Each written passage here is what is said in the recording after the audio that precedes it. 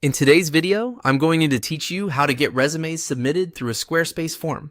If you want applicants to upload their resumes directly on your website, Squarespace makes that process fairly simple with a form block and a file upload field.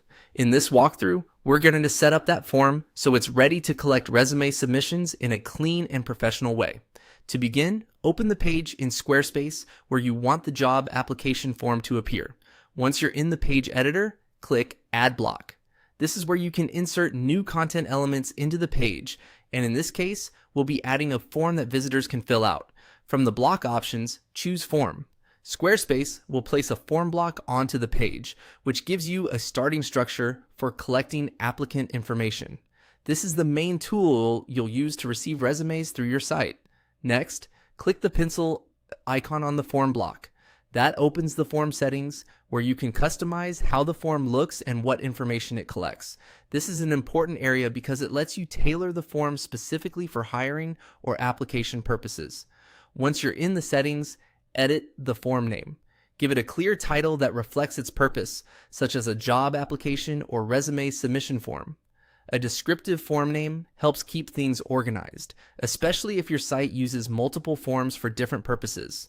After that, click Edit Form Fields. This section controls the individual inputs that visitors will see and complete when submitting their application. It's where you can shape the form to match the kind of information you want us to receive. Now click Add Field.